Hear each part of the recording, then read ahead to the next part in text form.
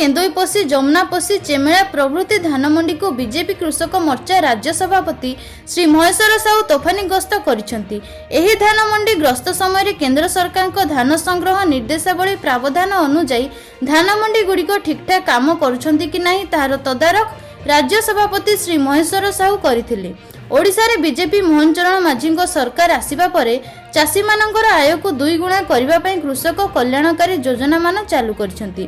ता मध्यरो धान क्विंटाल प्रति 3100 टंका 48 घंटा मध्यरे चाषी को प्रदान व्यवस्था करिसेंती बोली राज्य सभापति श्री महेश्वर साहू उपस्थित चाषी माननकु कहिथिले। चाषी माननकु आ शोषणर शिकार हेबाकु पड़िबो नाही बोली श्री साहू कहिथिले। धान किणा कारोबार रे व्यापक स्वच्छतार सहित करबा पई मोहन चरण माझी सरकार बद्धपरिकर अटे। जो माने धान किणा कारोबार बदमाशी करिवे किंबा चाषी माननकु हैरान हरकत करिवे सेमानक विरुद्ध रे दृढ़ कार्यानुष्ठान ग्रहण करा जिवो बोली श्री महेश्वर साहू उपस्थित चाषी माननकु कहिथिले।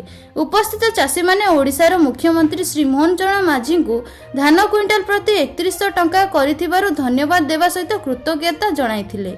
एही कार्यक्रम रे बीजेपी कृषक मोर्चा जिला सभापति श्री भागीरथी सिंह, जिला धान संग्रह कमिटीर सदस्य श्री प्रकाश सूत्रधर, अमित कुमार सिंह, विष्णु बेहेरा, संजय कुमार साहू प्रमुखों समेत शताधिक चाषी और कार्यकर्ता योगदान करथिले।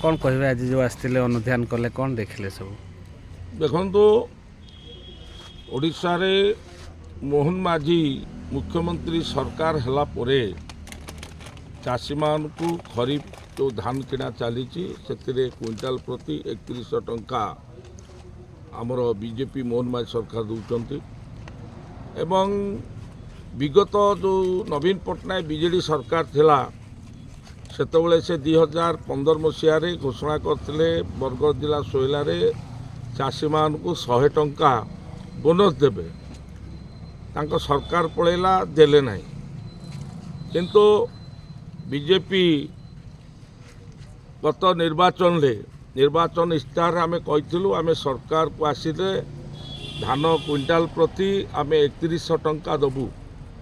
आम सरकार आसला जून 12 तारीख दिन आमर मुख्यमंत्री मोहन माझी शपथ पाठ कले। शपथ पाठ करिवार 1 घंटा भितर आमर कैबिनेट मीटिंग बसिकी निष्पत्ति नला जे ओडिशार चाषी मान को धान क्विंटाल 3100 टंका दिज्व।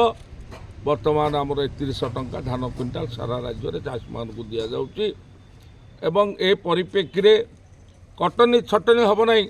नवीन पट्टनायक सरकार समय चाषी मान को शोषण कराउतला, मंडी परिचालन रे त्रुटि होउतला, चाषी मान हैरान हरकत होउतले, टोकन मास ना रे चाषी मान को बारंबार धाइबा पड़ुतला, मंडी को धान बिकिया पे असुविधा होउतला।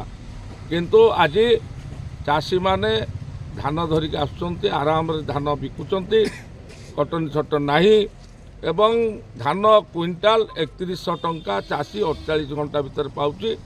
से परिप्रेक्षी आज आज नरणपुर मंडी के आसती परिदर्शन ठीक ठाक चलती कि नहीं, जो पेडी प्रोक्योरमेंट गाइडलाइन अनुजाई जो मंडी चलवा कथा धान मंडी परिचालन हवा कथा ता ठीक ठाक चलती कि नहीं आसती देखिली मंडी ठीक ठाक भाव में चली एवं चाषी मान को पचारि जे किसी असुविधा हो कि नहीं से बहुत खुशी है कहले ये आमर किसी असुविधा नहीं आम आराम रे धान धरिक आसु बिकुचु एवं मोहन माझी सरकार धान क्विंटाल 3100 टंका करिथिबारु एवं धान देवार 48 घंटा भितर चाषी माने पैसा पाउथबारु से माने खुशी व्यक्त करने सहित मोहन माझी मुख्यमंत्री को धन्यवाद एवं कृतज्ञता जनइचंती। एबे जो अदिनिया वर्षा हला क्षयक्षति जहाँ है कृषक मानकर कौन से विषय सरकार चिंता कर देखो लघुचाप जनित दीर्घ 5 दिन धरी लगाण वर्षा हवा फल राज्य में धान फसल पनीपरिया फसल पान कपा व्यापक भाव में फसल नष्ट हो परिप्रेक्षी रे प्रथम थर पर ओडिशा राजनैतिक इतिहास रे आगुरु जेकोसी ପ୍ରାକୃତିକ ଦୈବୀ ଦୁର୍ବିପାକ ବାତ୍ୟା ବନ୍ୟା ହେଲେ ଚାଷୀଙ୍କର ବହୁତ କ୍ଷତି ହେଉଥିଲା। କୌଣସି ସରକାର ଏଥିପ୍ରତି ଦୃଷ୍ଟି ଦେଉନଥିଲେ, କ୍ଷତିପୂରଣ ଦେଉନଥିଲେ, ଘଟଣାସ୍ଥଳକୁ ଯାଉନଥିଲେ। କିନ୍ତୁ ମୁଁ ଆଜି ଧନ୍ୟବାଦ ଦେବି ଆମ ଓଡ଼ିଶାର ମୁଖ୍ୟମନ୍ତ୍ରୀଙ୍କୁ।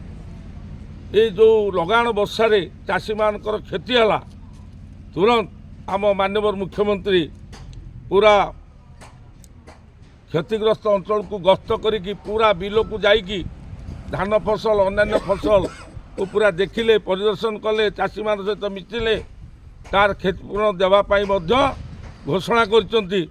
ଏବଂ ପ୍ରଧାନମନ୍ତ୍ରୀ ଫସଲ ବୀମା ଯୋଜନା ତାର ଯେଉଁ ଦରଖାସ୍ତ କରିବା ଯେଉଁମାନଙ୍କ କ୍ଷତି ହେଇଛି ତାର 3 ଦିନ ମଧ୍ୟ ସମୟ ବଢ଼େଇଛନ୍ତି। ଏହାଠୁ ବଳିକି ଖୁସିର ଖବର କିଛି ନାହିଁ। ଏବଂ ଚାଷୀମାନଙ୍କୁ ପୁରାପୁରି କ୍ଷତିପୂରଣ ଦେବା ପାଇଁ ଯେଉଁ ଚାଷୀମାନଙ୍କର ଫସଲ କ୍ଷତି ହେଇଛି ଏ ବର୍ଷାରେ ତାଙ୍କୁ କ୍ଷତିପୂରଣ ସମ୍ପୂର୍ଣ୍ଣ ଭାବରେ ଦେବା ପାଇଁ ମୁଖ୍ୟମନ୍ତ୍ରୀ ଘୋଷଣା କରିଛନ୍ତି। ସେଥିପାଇଁ ମୁଁ ମୁଖ୍ୟମନ୍ତ୍ରୀଙ୍କୁ ମଧ୍ୟ ଧନ୍ୟବାଦ ଦେଉଛି।